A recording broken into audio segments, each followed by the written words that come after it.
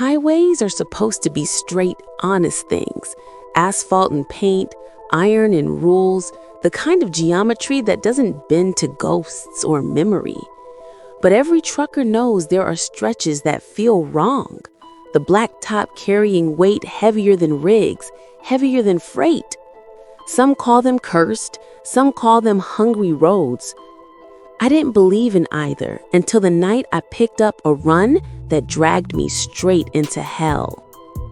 My name's Daniel Harker, 22 years behind the wheel, and my logbook reads like a map of America's veins.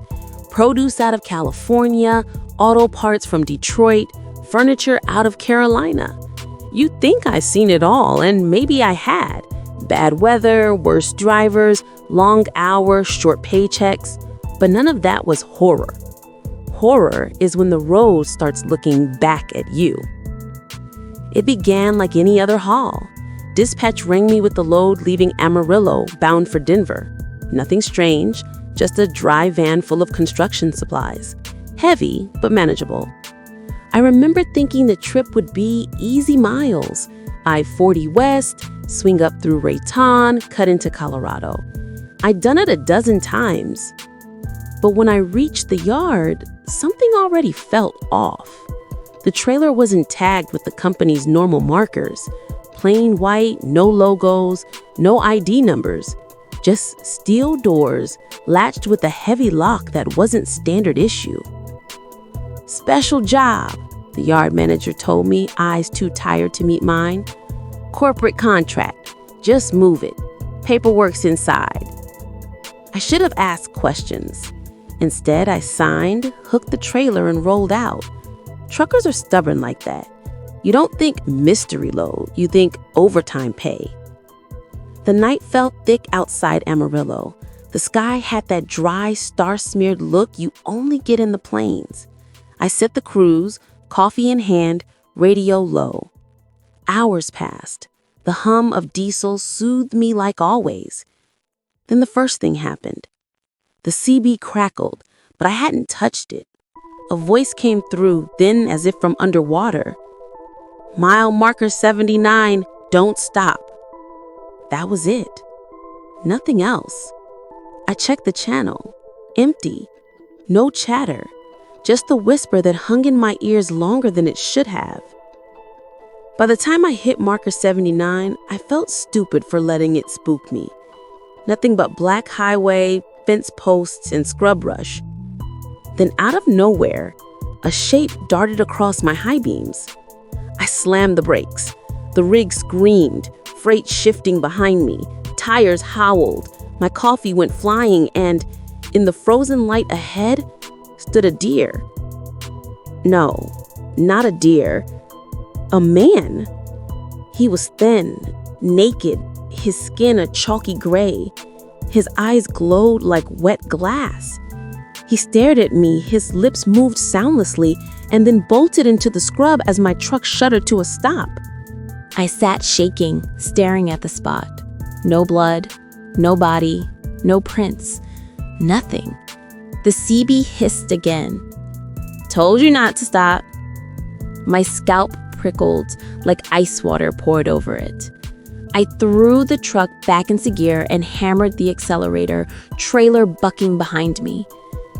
Hours passed before I calmed, but the silence of the road wasn't silence anymore. It felt watched. My headlights seemed weaker, eaten alive by the dark. I told myself fatigue was making me jumpy. I'd been awake 18 hours. Get to Rayton, park, sleep. Simple. But the road had other plans. Somewhere north of Dalhart, the fog rolled in. Thick, wet, unnatural for high plains.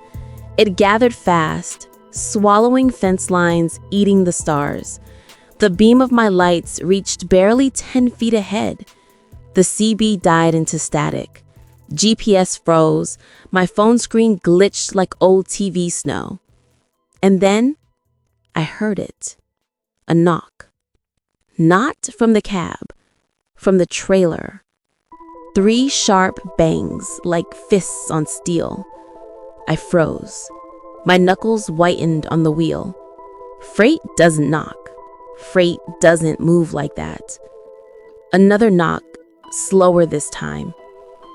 I whispered out loud, just shifting load, just straps settling, but the lie sat sour in my mouth.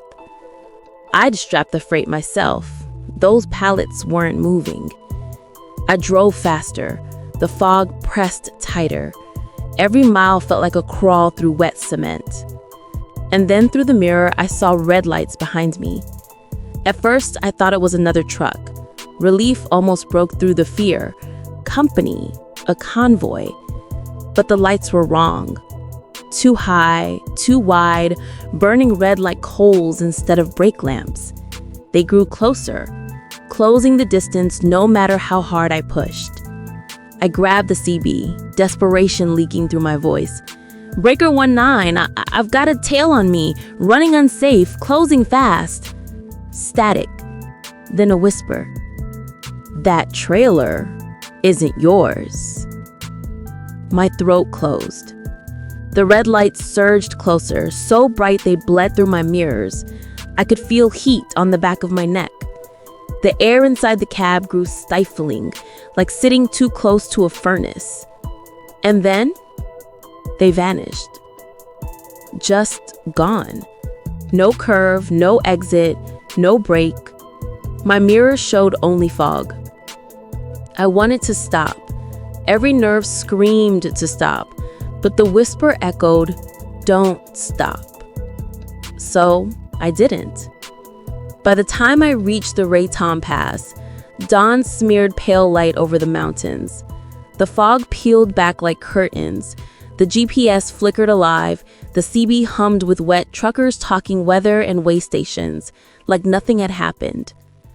I pulled into the first truck stop I saw, hands trembling so bad I spilled half my coffee refilling.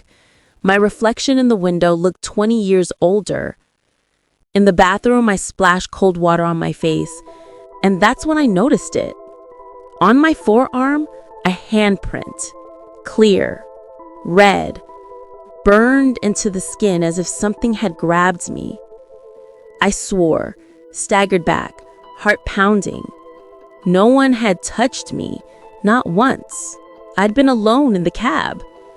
The handprint faded within minutes, leaving no trace. But I swear to you, it was there. When I came back out, my trailer doors were wet. Not rain, not dew, wet. Like something inside had pressed against them, breathing.